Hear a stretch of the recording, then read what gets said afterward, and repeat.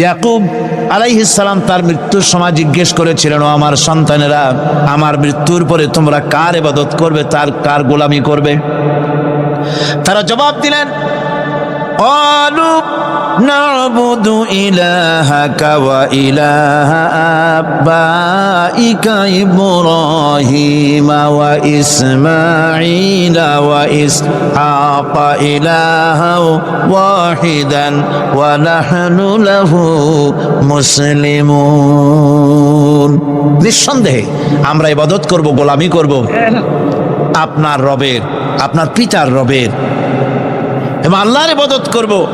আপনিও আপনার পূর্বপুরুষ ইব্রাহিম, ইসমাইল যে আল্লাহকে ইবাদত করেছে, সে আল্লাহ পাকের ইবাদত আমরা করব এবং তার অনুগত হয়ে থাকব। সম্রাট শাহজাহানের সময় এক ফকির ভিক্ষা করে বেড়াতো।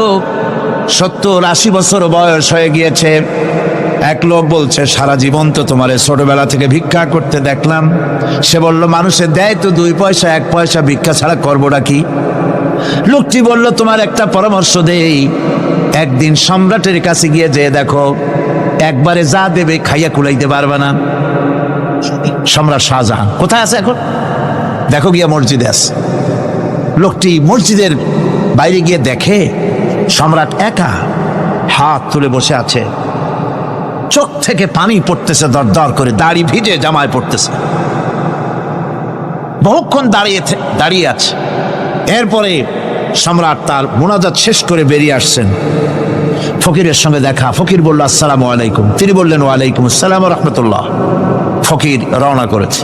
বাদশা বলছে, তুমি তো একজন ভিক্ষুক মানুষ বলি মনে হয়, আমার কাছে তো কেউ কিছু না চাইয়া যায় না, তুমি যে কিছু না চেয়েই চলে যাচ্ছ। ভিক্ষুক বলছে, জাহাপানা, সত্যি কিছু চাইতে এসেছিলাম আপনার কাছে, কিন্তু আপনার অবস্থা দেখে আমার জ্ঞানের চোখ খুলে গেছে। আমি দেখতে পেলাম, আমি যে সম্রাটের কাছে ভিক্ষা চাইতে আসলাম, আমি তো শুধু তাকায় আছি, আমি তো কান্দি না, বরং আমি যার কাছে চাইতে এসেছি তিনি আমার চাইতে আরো নগণ্য ভিক্ষুকের মতো হয়ে কার কাছে যেন হাত পেতে চোখের পানি ফেলে কান্দে। মনে মনে ভাবলাম, সম্রাট কান্দে যে সম্রাটের কাছে, ওই আল্লাহ ছাড়া জীবনে কারো কাছে কিছু চাইব না। আল্লাহর কাছে চাওয়ার অভ্যাস করুন, তিনি দিতে পারেন, সবকিছু তার আছে। এই বিশ্বাস মনের ভিতরে জমাতে হবে, তাহলেই সত্যিকারের মুসলমান আমরা হব। আল্লাহ পাক সত্যিকারের গোলাম আমাদেরকে বানাবেন। আমরা বলি আমিন। জান্নাতের মধ্যে একটি প্রবাহমান ঝর্ণা আছে, আল্লাহর বান্দারা সেখান থেকে পান করতে পারবে। সেই ঝর্ণা থেকে তৃষ্ণা নিবারণ করবে এবং নিজেদের ইচ্ছে মতো তারা এই ঝর্ণার শাখা প্রশাখা নিজেদের এরিয়া পর্যন্ত নিয়ে যেতে পারবে। এমন একটা ঝর্ণা থাকবে যেখানে আল্লাহর বান্দারা, আল্লাহ পাক বলছেন, আইনাই ইয়াশরাবু বিহা ইবাদুল্লাহ, আল্লাহর বান্দারা, আল্লাহর গোলামেরা, সেখানে তাদের তৃষ্ণা মিটাবে এমন ঝর্ণা আছে। ওই ঝর্ণার কাছে যাওয়ার দরকার নাই, তাদের ইঙ্গিতে ইচ্ছা অনুযায়ী তাদের ঘরের দরজা পর্যন্ত যেখানে খুশি সেখানের শাখা প্রশাখা প্রবাহিত করে নিতে তারা সক্ষম হবে। মোমেন বান্দার গুণাবলী বলতে গিয়ে, মোমেন বান্দার গুণাবলী বর্ণনা করতে গিয়ে আল্লাহ রাব্বুল আলামিন বলেছেন, ওয়া ইবাদুর রাহমানিল্লাযীনা ইয়ামশুনা আলাল আরদি হাওনা। রহমানের বান্দা হলো তারা যারা জমিনের উপরে চলাফেরা করার সময় বিনয়ের সাথে চলাফেরা করে, তারা হচ্ছে রহমানের বান্দা। কার বান্দা? রহমানের বান্দা। আদর করে আল্লাহ বলছেন বান্দা, গোলাম।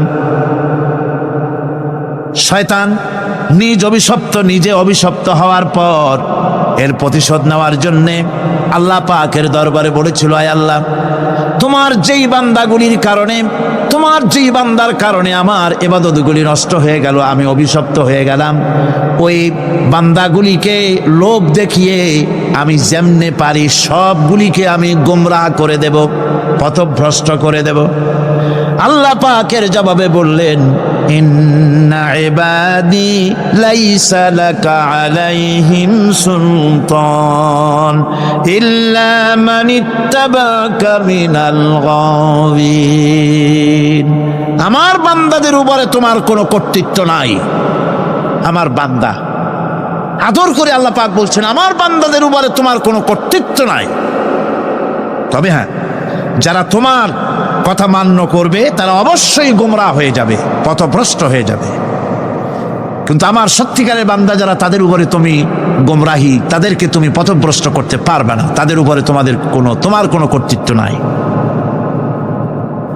ভাইরা আমার, হযরত ঈসা আলাইহিস সালামের ব্যাপারে, হযরত ঈসা আলাইহিস সালামকে খ্রিস্টানেরা তারা বলেছে ওয়াকালাতিন নাসারাল মাসীহু ইবনুল্লাহ, মসিহ হচ্ছে কার ছেলে?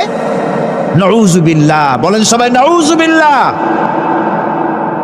তাকে যখন আল্লাহর ছেলে বলা হলো, আল্লাহর পুত্র বলা হলো, রব্বুল আলামিন তার জবাবে বললেন ইন হুয়া ইল্লা আবদুন আনআমনা আলাইহি, তিনি তো একজন বান্দা, তিনি আমার বান্দা ছাড়া আর কিছুই নন, আমি তার প্রতি অনুগ্রহ করেছি।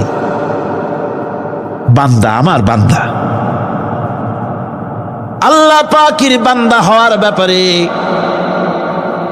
কোন মানুষের লজ্জা থাকার কথা নয়।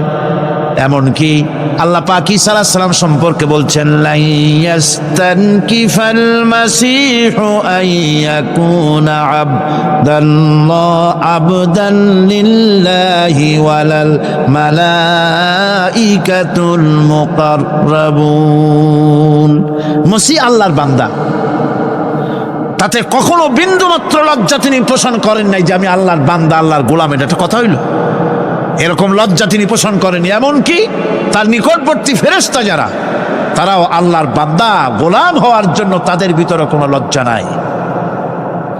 যারা নাকি আল্লাহর গোলাম, এই ব্যাপারে যাদের মধ্যে লজ্জার সৃষ্টি হয়, আল্লাহর গোলাম এটা কেমন কথা, বান্দা হওয়াটা কেমন কথা, যারা গোলামীকে অস্বীকার করে তাদের সম্পর্কে আল্লাহ পাক বলছেন ওয়া মাইয়াস্তানকিফ আন ইবাদাতিহি ওয়া ইস্তাকবির ফাসায়াহশুরুহুম ইলাইহি জামিআ।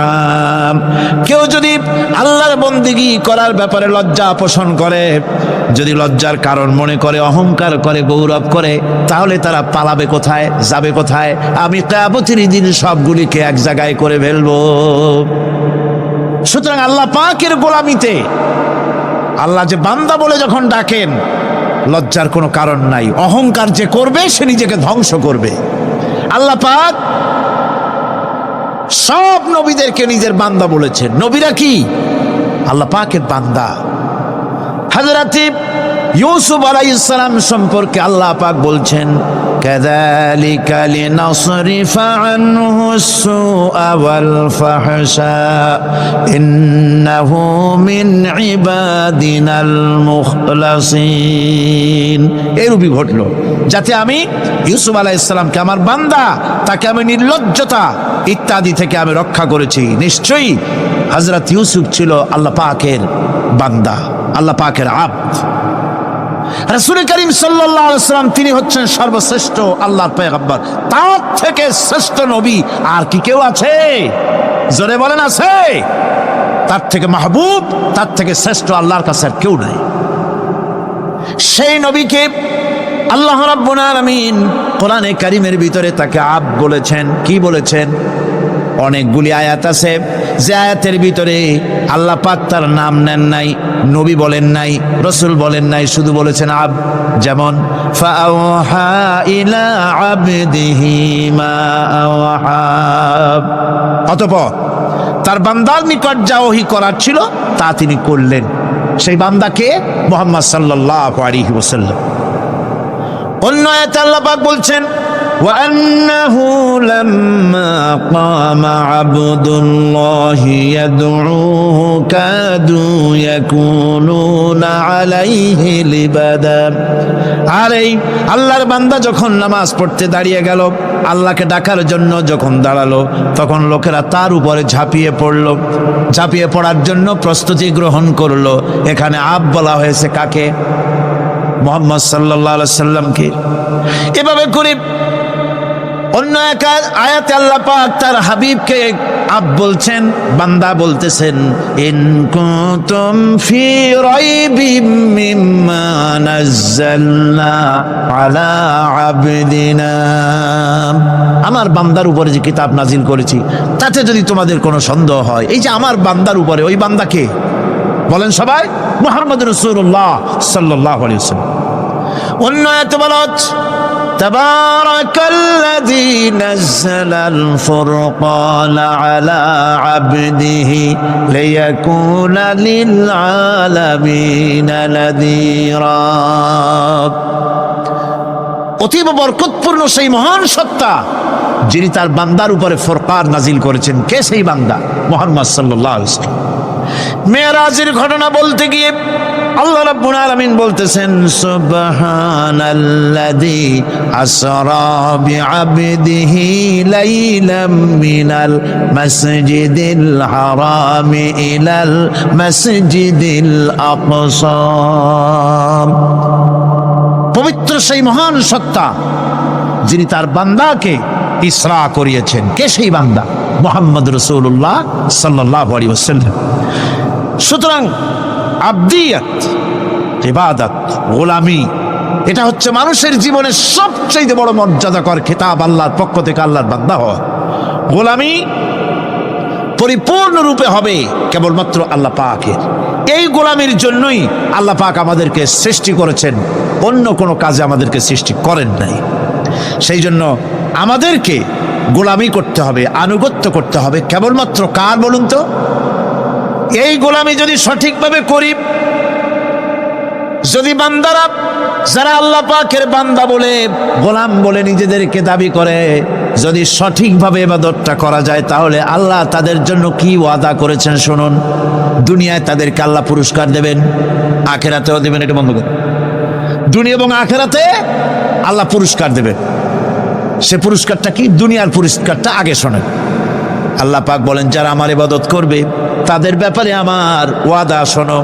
ওয়াদাল্লাহুল্লাযীনা আমানু ওয়া আমিলুস সালিহাতি লায়াস্তাখলিফান্নাহুম ফিল আরদি কামাস্তাখলাফাল্লাযীনা মিন ক্বাবলিহিম। তোমাদের মধ্যে যারা ঈমান এনেছে এবং সৎ কাজ করেছে, আল্লাহ রাব্বুল আলামিন তাদের ব্যাপারে আল্লাহর ওয়াদা হচ্ছে, আল্লাহর প্রতিজ্ঞা হচ্ছে, আল্লাহ ওয়াদা করতেছেন তাদেরকে জমিনের উপরে প্রতিষ্ঠিত করবেন। যেমন করে তোমাদের পূর্বপুরুষদেরকে প্রতিষ্ঠিত করা হয়েছিল, ওইভাবে তোমাদেরকে প্রতিষ্ঠিত করা হবে। সুবহানাল্লাহ।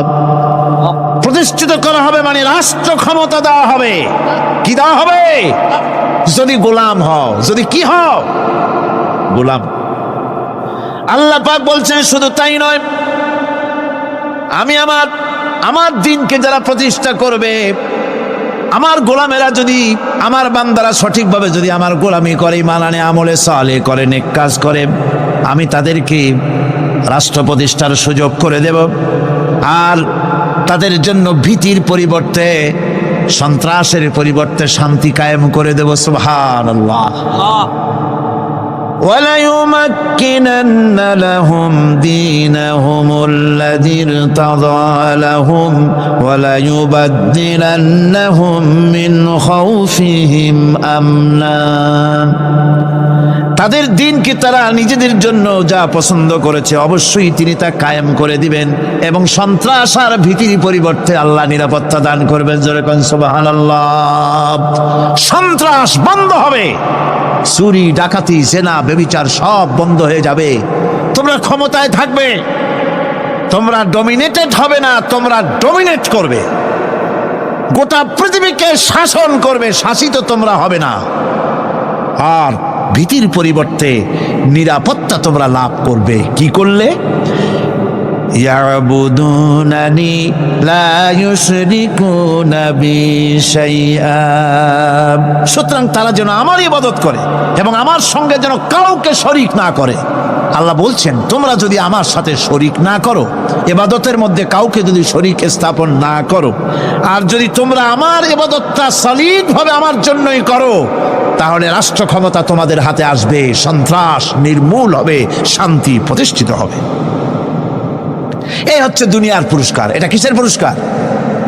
আর আখিরাতের পুরস্কারের কথা বলা হচ্ছে, وَمَن يُطِعِ اللَّهَ وَرَسُولَهُ وَيَخْشَ اللَّهَ وَيَتَّقِهِ فَأُولَئِكَ هُمُ الْفَائِزُونَ।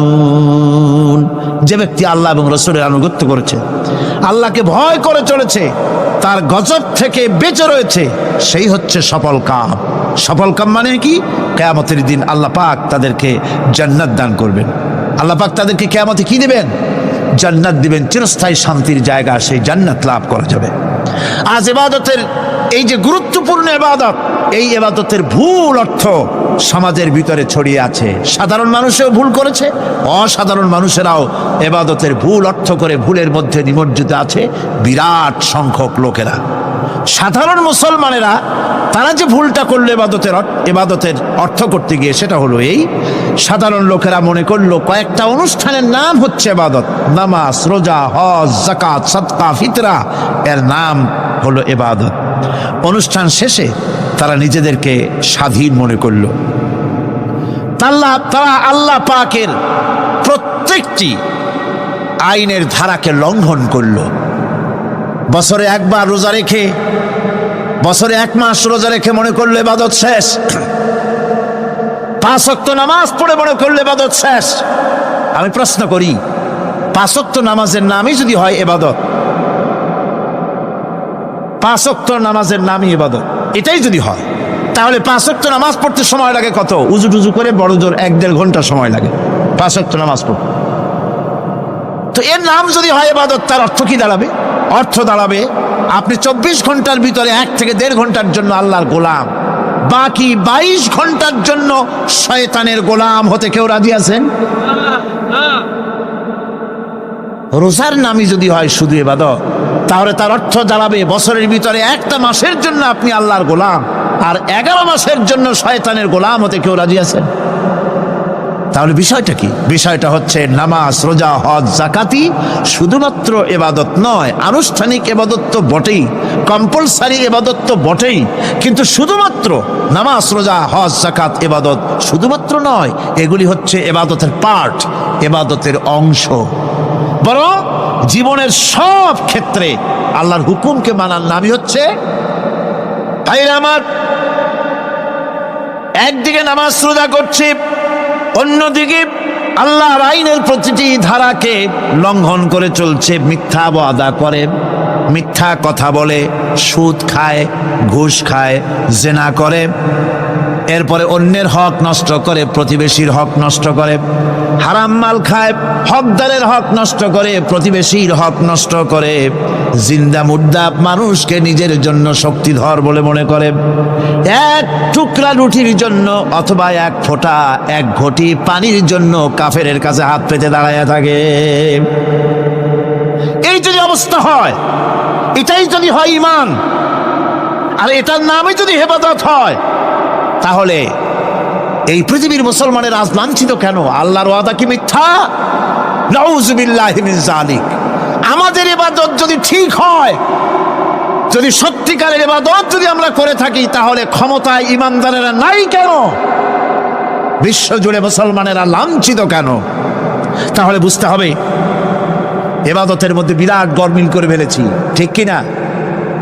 লক্ষ্য করুন, যেই লোকটা হজ করতেছে, উমরা করতেছে, নামাজ পড়তেছে, মসজিদ মাদ্রাসায় চান্দা দিতেছে, ওই লোকটি আবার ব্যাংকের থেকে সুদের টাকা নিয়ে ব্যবসা চালাইতেছে। ব্যবসা ঠিক রাখার জন্য, ইনকাম ট্যাক্স ফাঁকি দেওয়ার জন্য ব্যবসায়ীরা 2 ধরনের 3 ধরনের খাতা মেনটেন করছে। কথা ঠিক কিনা? মিথ্যা কথা বলছে, ঘুষ দিতেছে, বেশি করে বিদ্যুতের বিল যাতে না আসে সেজন্য যারা বিদ্যুৎ লাইনে আছে তাদেরকে পয়সা দিয়ে ম্যানেজ করতেছে, ঠিক কিনা? আমি পার্লামেন্টে বলেছি বিদ্যুৎ বাইরের থেকে আনতে হবে না, ঘুরে ঘুরে আবার বিদ্যুতের কথা আসলো। বিদ্যুৎ আনা লাগবে না, কারণ আমার দেশের চাহিদা হচ্ছে 2500 মেগাওয়াট, সেখানে 1800 মেগাওয়াট আমাদের আছে।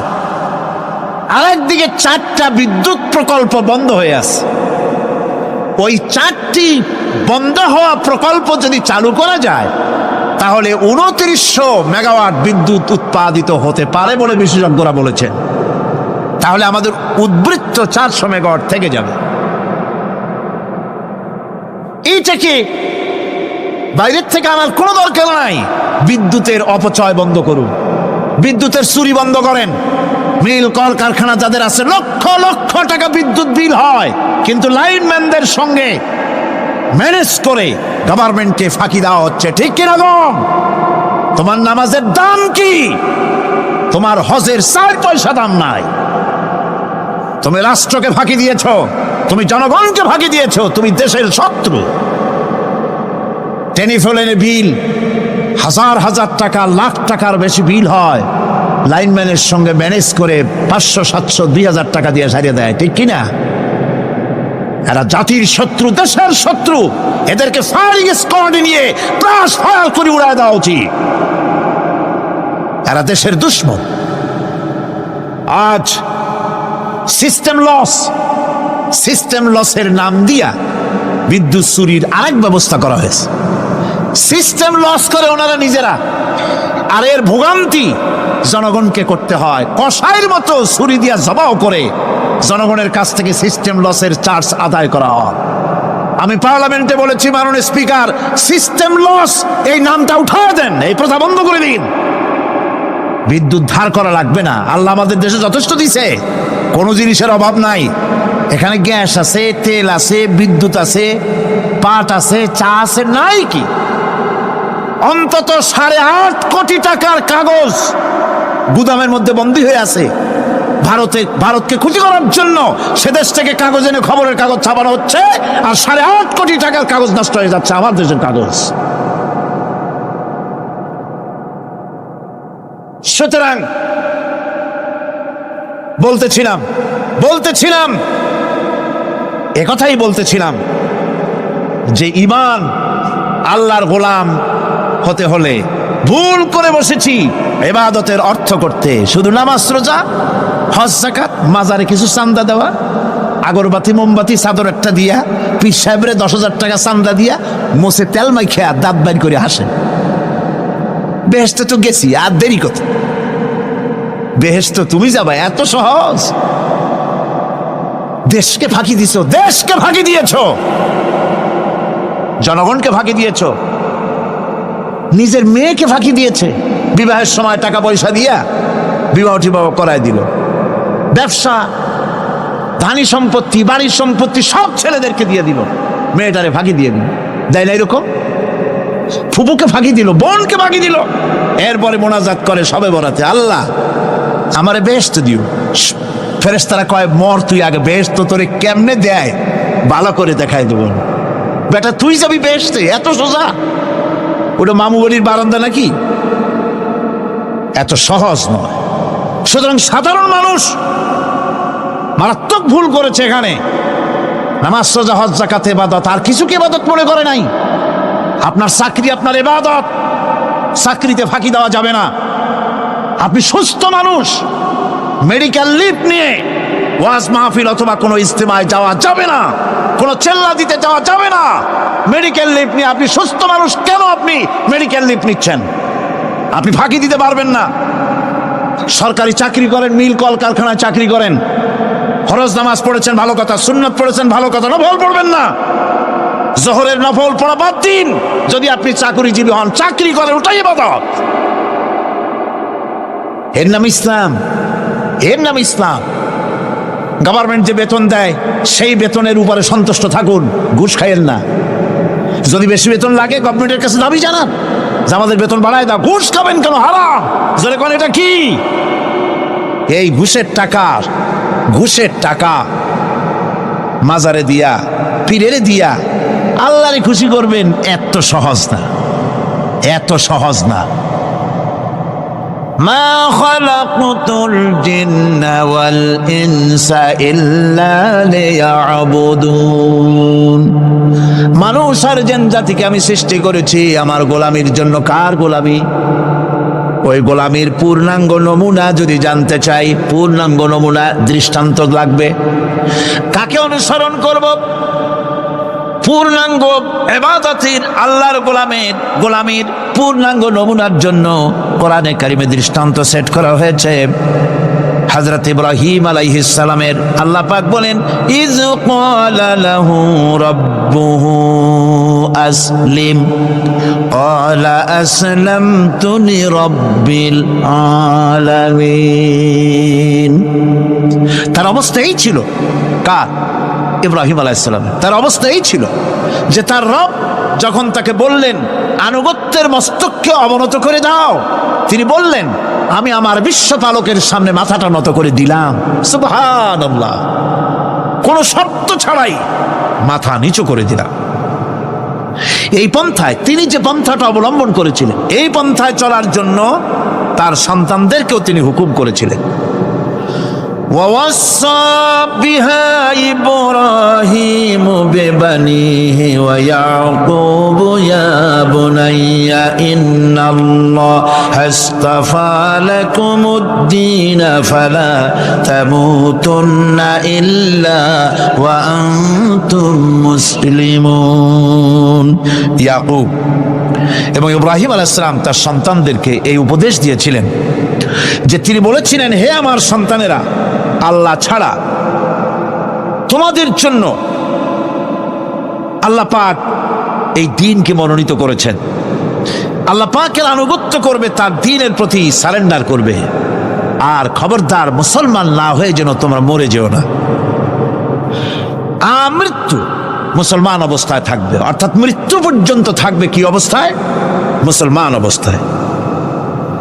أم كنتم شهداء إذ حضر يعقوب الموت إذ قال لبنيه ما تعبدون من بعدي। ইয়াকুব আলাইহিস সালাম তার মৃত্যুর সময় জিজ্ঞেস করেছিলেন, ও আমার সন্তানেরা, আমার মৃত্যুর পরে তোমরা কার ইবাদত করবে, তার কার গোলামি করবে? তারা জবাব দিলেন, قالوا نعبد إلهك وإله آبائك إبراهيم وإسماعيل وإسحاق إلها واحدا ونحن له مسلمون। নিঃসন্দেহে আমরা ইবাদত করব, গোলামি করব আপনার রবের, আপনার পিতার রবের, এবং আল্লাহর ইবাদত করব। আপনিও আপনার পূর্বপুরুষ ইব্রাহিম, ইসমাইল যে আল্লাহকে ইবাদত করেছে, সে আল্লাহ পাকের ইবাদত আমরা করব এবং তার অনুগত হয়ে থাকব। দাসত্ব এবং পূর্ণাঙ্গ দাসত্বের গোলামির পূর্ণাঙ্গ নমুনা হচ্ছেন হযরত ইব্রাহিম আলাইহিস সালাম। আল্লাহ গোটা জমিন যখন শিরকের অন্ধকারে ডুবে গিয়েছিল, তখন হযরত ইব্রাহিম আলাইহিস সালাম তাওহীদের আলো জ্বালিয়ে দিয়েছিলেন। এই নিবেদিতদের ইমাম হিসাবে আল্লাহ পাক তাকে ঘোষণা দিলেন। কোরআনে কারীম বলছে, ওয়াইযা বতালা ইব্রাহিম রাব্বুহু বিকালিমাতিন ফাতাম্মাহুন্না ক্বালা ইন্নী জাঈলুকা লিন-নাসি ইমামা। ইব্রাহিমকে তার রব কয়েকটি বাক্য দিয়ে পরীক্ষা করলেন এবং তিনি সেই পরীক্ষাগুলোতে পাশ করলেন। তখন আল্লাহ রাব্বুল আলামিন তাকে বললেন যে আমি তোমাকে গোটা বিশ্ব মানবতার জন্য, গোটা বিশ্বের সমস্ত মানুষের জন্য আমি তোমাকে নেতা বানাবো। সুবহানাল্লাহি বিহামদি। প্রথম পরীক্ষা হলো, গতকাল বলেছি, সে আগুনের পরীক্ষা। সেখানে আল্লাহ পাক তাকে পাশ করালেন, তিনি পাশ করলেন। দ্বিতীয় পরীক্ষা ছিল বিবি এবং নবজাতক সন্তানকে নিয়ে। আল্লাহ হুকুম করলেন, এই বিবি আর বাচ্চারে নিয়ে মরুভূমিতে রেখে আসো। মরুভূমিতে যেখানে ঘর নাই বাড়ি নাই, সেই জায়গায় বিবি এবং বাচ্চাকে রেখে যাওয়ার সময় তিনি বললেন, রব্বানা ইন্নী আসকানতু মিন যুররিয়্যাতি বিওয়াদিন গায়রি যী যারইন ইনদা বাইতিকাল মুহাররাম। হায় আল্লাহ রাব্বুল আলামিন, আমি পানি এবং তরুলতাবিহীন এক মরুভূমির ভিতরে আমার বংশের একটি অংশকে এখানে রেখে গেলাম, তোমার ঘরের কাছে পুনর্বাসিত, আমি তাদের কাছে, এই ঘরের কাছে, সম্মানিত ঘরের কাছে রেখে গেলাম। পরীক্ষায় তিনি পাশ করলেন। হযরতে হাজেরা প্রশ্ন করলেন, ইব্রাহিম, পানি নাই, খাবার নাই, মানুষ নাই, ঘর নাই, বাড়ি নাই, মরুভূমির ভিতরে আমাকে আর আমার বাচ্চারে ফেলে রেখে যাচ্ছ কেন?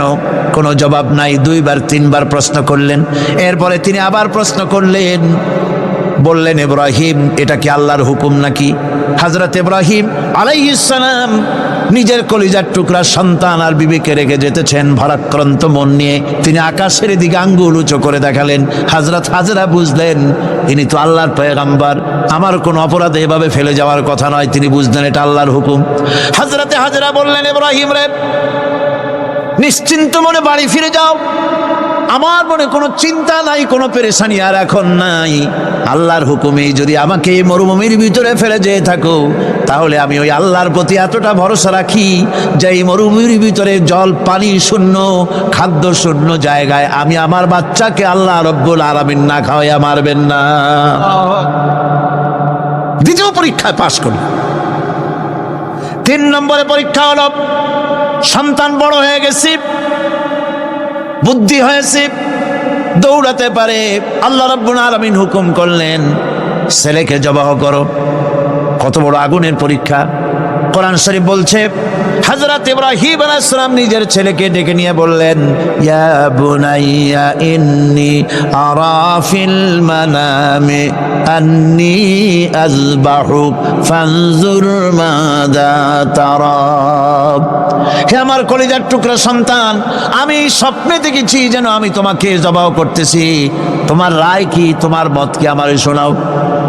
ছেলে পয়গম্বর, ছেলে তার জবাবে বললেন, ইয়া আবাতি ফাআল মা তু'মার সাতাজিদুনি ইনশাআল্লাহু মিনাস সাবিরিন।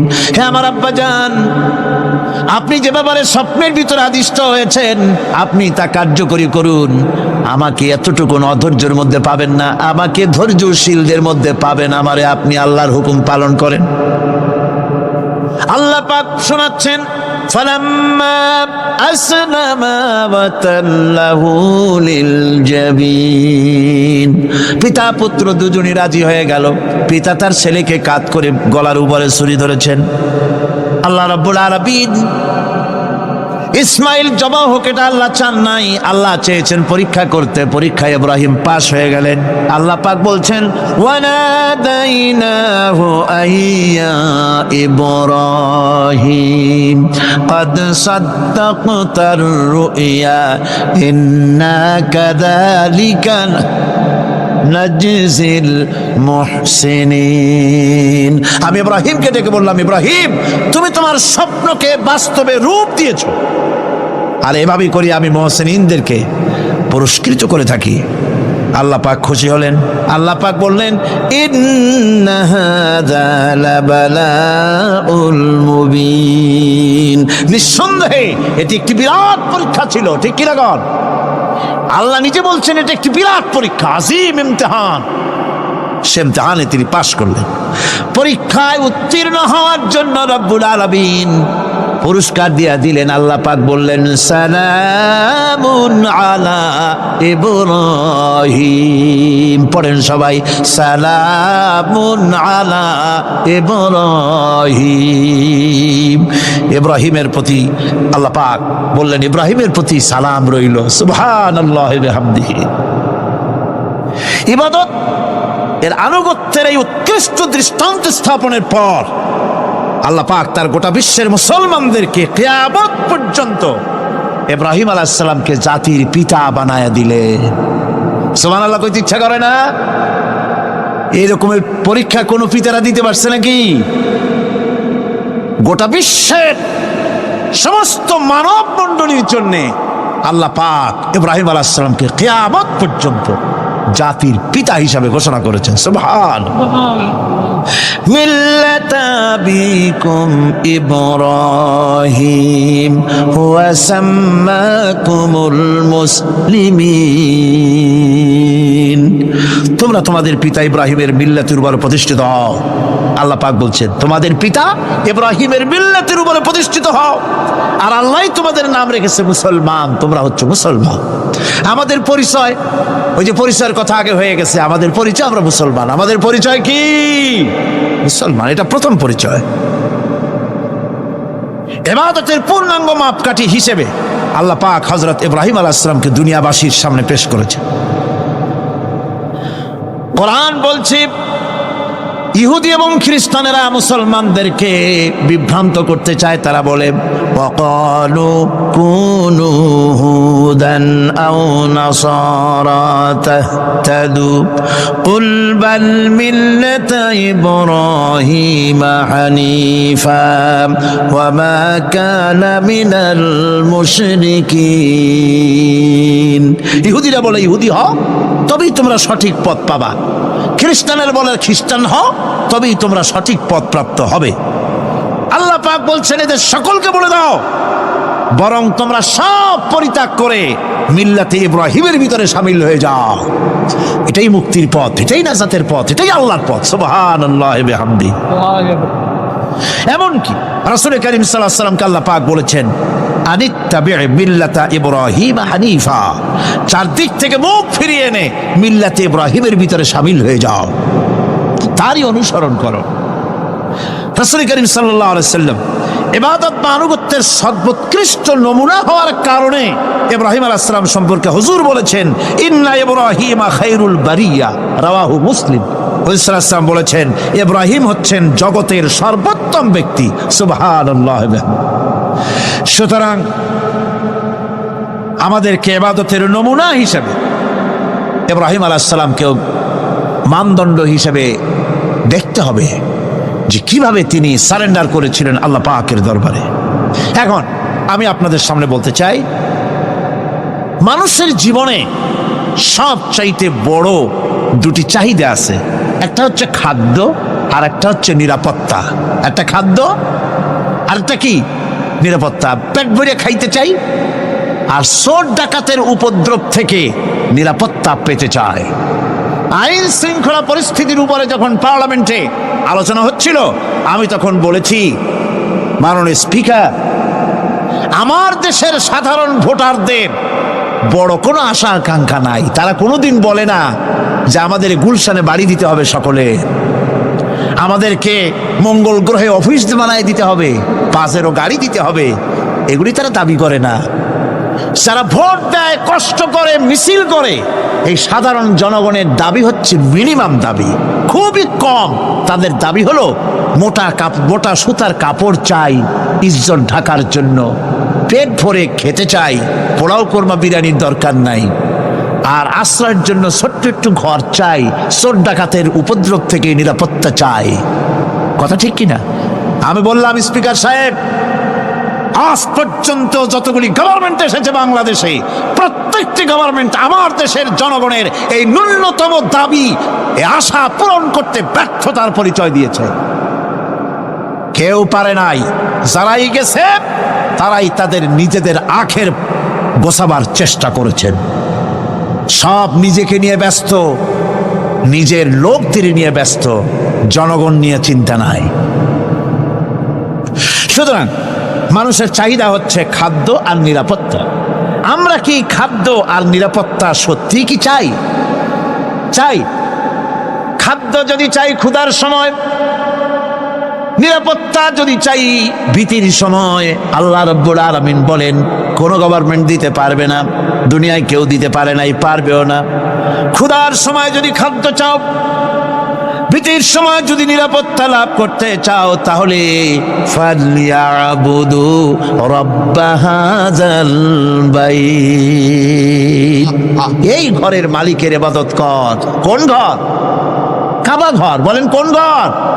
কাবা ঘর, কাবা শরীফের মালিকের ইবাদত কর। তাহলে কি হবে? আল্লাযী আত'আমাহুম মিন জু'in ওয়া আমানাহুম মিন খাউফ। এই ঘরের মালিকের ইবাদত যদি করো তাহলে ক্ষুধার সময় তিনি তোমাদেরকে খেতে দিবেন, আর ভীতির সময় তিনি তোমাদের নিরাপত্তা দান করবেন। হে ওয়াদা কার? চিল্লায় বলেন ওয়াদা কার? আল্লাহ পাকের ওয়াদা বিশ্বাস হলো না, এমনই পোড়া কপালের মুসলমান।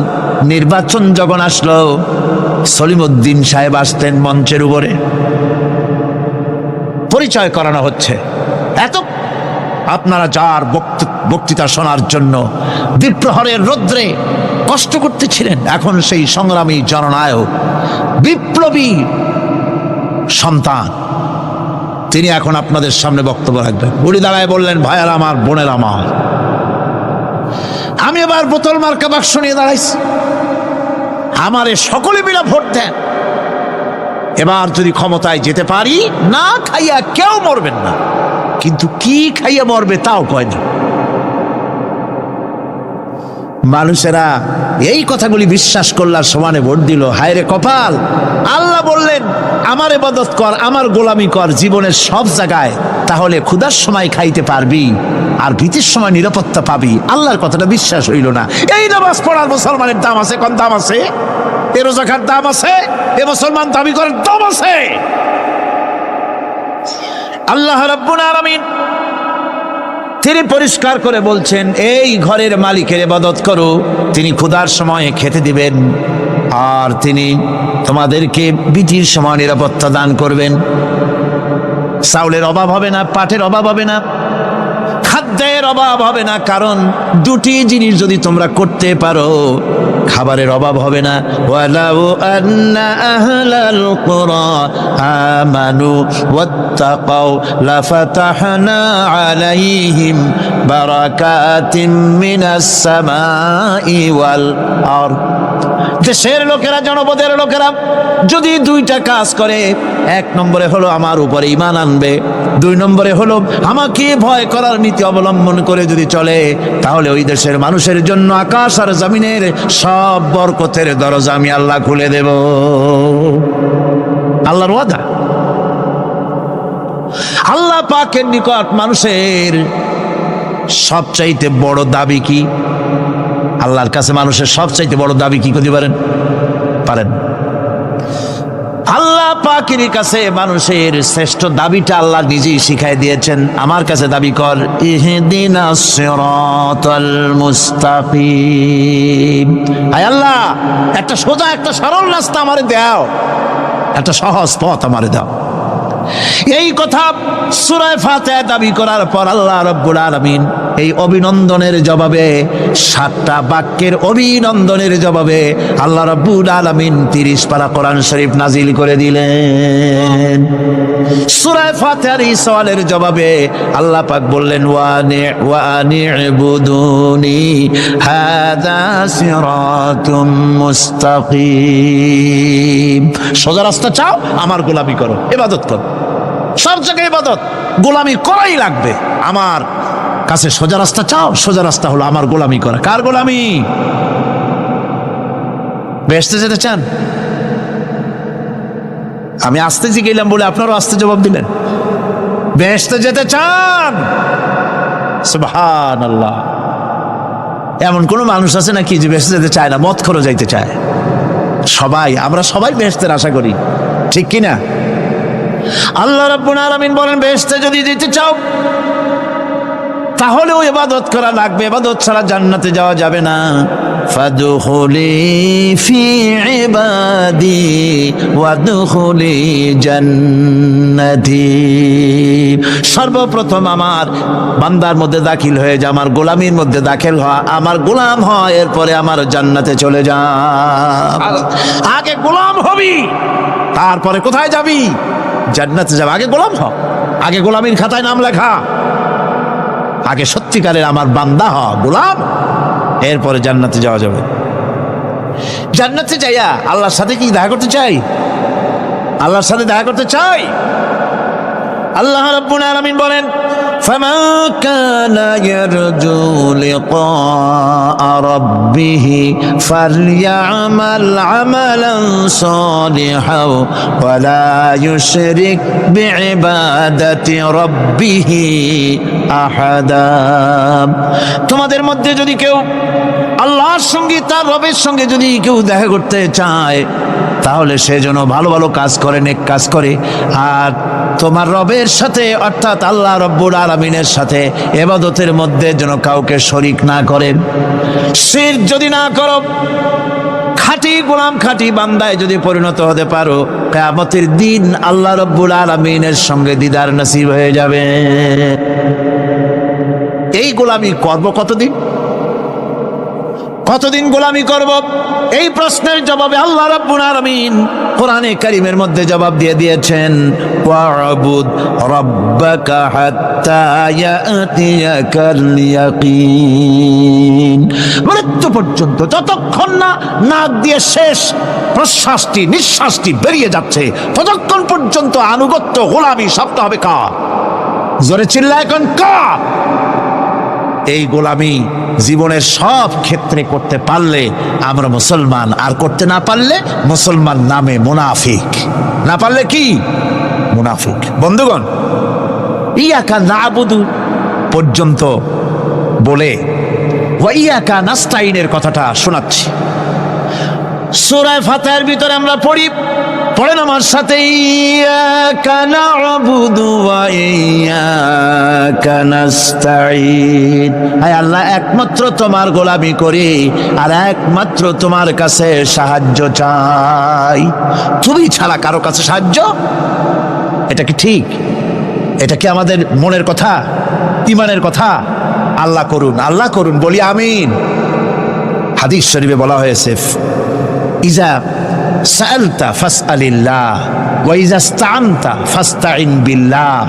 কিছু চাইতে হলে আল্লাহর কাছে চাও, কিছু বলতে হলে, ভিক্ষা করতে হলে আল্লাহর কাছেই ভিক্ষা করো। কার কাছে ভিক্ষা করবেন? আল্লাহর কাছে বলুন। আমার বন্ধুগণ, আমি আমার ঈমান থেকে কথা বলি, আমি আমার ঈমান থেকে কথা বলি। কোরআন এবং হাদিস পড়ে যতটুকু আল্লাহ বোঝার তৌফিক দিয়েছেন, সেই কথাগুলি পেশ করার জন্য চেষ্টা করি। বন্ধুগণ, এদিক ওদিক কোনো দিকে না ঘুরে মসজিদে যান, মসজিদে গিয়ে নামাজ পড়েন, আর আল্লাহর কাছে হাত পেতে আল্লাহরে বলেন। সেজদা গিয়া যখন রব্বুল আলামিনের দরবারে কিছু চাইবেন, হুজুরের কাছে জিজ্ঞেস করা হয়েছে, হুজুর, বান্দা কখন আল্লাহর নিকটবর্তী হয়ে যায়?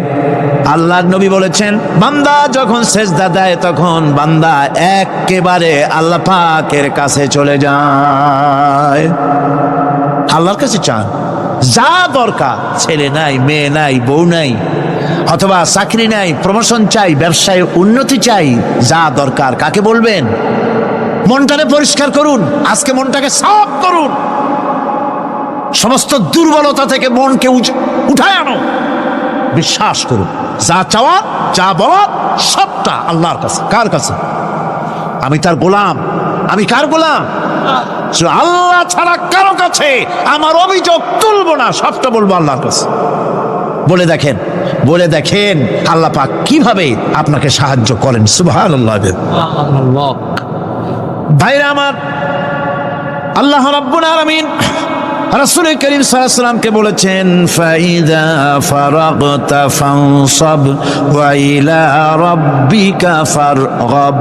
যখন তুমি খালি হাত হয়ে যাবে, দাঁড়িয়ে যাবে এবং তোমার রবের কাছে মিনতি জানাবে, কিছু যখন থাকবে না, তোমার রবের কাছে দাঁড়ায় যাও আর তার কাছে মিনতি জানাও, তোমাকে আল্লাহ ভরপুর করে দিবেন। ভান্ডের কোনো অভাব নাই। আমাদের ভান্ড হচ্ছে যত দেব তত কমবে, আর আল্লাহর ভান্ড যত দেয় তত সমান সমান থাকে, মোটেই কমে না, মোটেই কমে না। সুতরাং দয়াল বাবা, বাবাজান, কেবলাজান বাবা কি যে কবে আর কি করবে দিশা করতে পারে না। গান বাজনা, তারপরে গোসল শরীফ, কি জানি হাবিজাবি শরীফ, কোনো শেষ নাই, বেদাত দিয়ে ভরে গেছে। এগুলি বিশ্বাস করবেন না, বিদআত খারাফা, এর সাথে মুসলমানের কোনো সম্পর্ক নাই। গান বাজনার সাথে মুসলমানের কোনো সম্পর্ক, হাতে কতগুলো ঢোল নিয়ে তারপরে মাজারের কাছে গিয়ে ঢোল বাজায়, কবরের কাছে। মাথায় কতগুলো চুল, দাঁতে ময়লা, মোষগুলা ঠোঁট দুইটা ঢাইকিয়া দাড়ির কাছে এসে পড়ছে। হায় হায় রে, এই রকমের মোষ আমি মাঝে মধ্যে চিন্তা করি যে দই খায় কেমনে এরা, গাঁজা মদ খাইয়া এগুলো মাজার মধ্যে গিয়ে পড়ে থাকে। আর কি জানি আছে ওইটারে ঘষে এলো আর বলে মদিনা যাব কেমনে, মদিনা যাব কেমন। তুই মদিনা যাবি কেমনে? মদ খেয়ে গাঁজা খেয়ে তুই যাবি মদিনা? একটা কথা হইলো? তোর নাপাক কদম আল্লাহ পাকের আরদে মুকাদ্দাসে উঠতে পারে না। বদকার, জিনাকার, শারাবি, কাবাবি, আল্লাহ পাকের নাফরমান। কতগুলা শালু কাপড় গায়ে দিয়া মাথায় কতগুলা চুল রাখিয়া তারপরে গ্রামের নামে শরীফ। আশ্চর্য কথা, এই গ্রামের নাম শরীফ, ওই গ্রামের নামের মাথায় গিয়া শরীফ। শরীফ তো মক্কা শরীফ, মদিনা শরীফ, কোরআন শরীফ, হাদিস শরীফ। আর শরীফের দরকার নাই। শরীফের জাত মারছে গ্রামে গ্রামে শরীফ লাগাইয়া। কর্ণফুলী শরীফ, চন্দ্রকোনা শরীফ। আশ্চর্য কথা, শরীফ শব্দটা তেজ থাকা উচিত, ঠিক কিনা কন? আপনাদেরকে সতর্ক হতে হবে। আনুগত্য এবং গোলামি সকল ব্যাপারে আল্লাহ পাকের করতে হবে। চাইতে হবে কার কাছে? আল্লাহর কাছে। আমার এই কথা আপনাদের মনে আছে কিনা জানি না। সম্রাট শাহজাহানের সময় এক ফকির, এক ভিক্ষুক ভিক্ষা করে বেড়াতো। 70-80 বছর বয়স হয়ে গিয়েছে। এক লোক বলছে, সারা জীবন তো তোমার ছোটবেলা থেকে ভিক্ষা করতে দেখলাম। সে বলল, মানুষে দেয় তো 2 পয়সা 1 পয়সা, ভিক্ষা ছাড়া করবোটা কি? লোকটি বলল, তোমার একটা পরামর্শ দেই, একদিন সম্রাটের কাছে গিয়ে যেয়ে দেখো, একবারে যা দেবে খাইয়া কুলাইতে পারবে না। সম্রাট শাহজাহান কোথায় আছে এখন? দেখো গিয়া মসজিদে আছে। লোকটি মসজিদের বাইরে গিয়ে দেখে সম্রাট একা হাত তুলে বসে আছে। চোখ থেকে পানি পড়তেছে দর দর করে, দাড়ি ভিজে জামায় পড়তেছে। বহুক্ষণ দাঁড়িয়ে আছে। এরপরে সম্রাট তার মুনাজাত শেষ করে বেরিয়ে আসছেন। ফকিরের সঙ্গে দেখা। ফকির বলল, আসসালামু আলাইকুম। তিনি বললেন, ওয়ালাইকুম আসসালাম ওয়া রাহমাতুল্লাহ। ফকির রওনা করেছে। বাদশা বলছে, তুমি তো একজন ভিক্ষুক মানুষ বলি মনে হয়, আমার কাছে তো কেউ কিছু না চাইয়া যায় না, তুমি যে কিছু না চেয়েই চলে যাচ্ছ। ভিক্ষুক বলছে, জাহাপানা, সত্যি কিছু চাইতে এসেছিলাম আপনার কাছে, কিন্তু আপনার অবস্থা দেখে আমার জ্ঞানের চোখ খুলে গেছে। আমি দেখতে পেলাম আমি যে সম্রাটের কাছে ভিক্ষা চাইতে আসলাম, আমি তো শুধু তাকায় আছি, আমি তো কান্দি না, বরং আমি যার কাছে চাইতে এসেছি তিনি আমার চাইতেও আরো নগণ্য ভিক্ষুকের মতো হয়ে কার কাছে যেন হাত পেতে চোখের পানি ফেলে কান্দে। মনে মনে ভাবলাম, সম্রাট কান্দে যে সম্রাটের কাছে, ওই আল্লাহ ছাড়া জীবনে কারো কাছে কিছু চাইব না। আল্লাহর কাছে চাওয়ার অভ্যাস করুন, তিনি দিতে পারেন, সবকিছু তার আছে। এই বিশ্বাস মনের ভিতরে জমাতে হবে, তাহলেই সত্যিকারের মুসলমান আমরা হব। আল্লাহ পাক সত্যিকারের গোলাম আমাদেরকে বানাবেন। আমরা বলি আমিন। আজকে আমি বেশি কথা বলবো না, কারণ আজকে হলো পবিত্র এক রাত। অনেকে রোজা রেখেছেন, আবার সারা রাত অনেকে ইবাদত করবেন। সুতরাং সেই পথে আমি আর অন্তরায় সৃষ্টি করতে চাই না। আজকের মতো ইয়াকা নাবুদু ওয়া ইয়াকা নাস্তাইন আজকের মতো শেষ করা হলো। 2 দিন ধরে ইয়াকা নাবুদের উপরে, ইবাদতের উপরে 2 দিনে যে আলোচনা করলাম, আল্লাহ করালেন। আমি আশা করি ইবাদতের একটা ক্লিয়ার কনসেপশন আপনাদের তৈরি হওয়ার কথা ইনশাআল্লাহ। হয়েছে কিনা? আল্লাহ পাক কবুল করুন, জোরে বলে আমিন। আমি যা বুঝাতে চেষ্টা করেছি কোরআন দিয়ে, আল্লাহর কোরআনকে কোরআন দিয়ে বুঝাতে চেষ্টা করেছি, ঠিক কিনা? আল্লাহ পাক আমাদেরকে কবুল করুন, আমরা যেন ইবাদত বুঝি, জোরে কোন আমিন।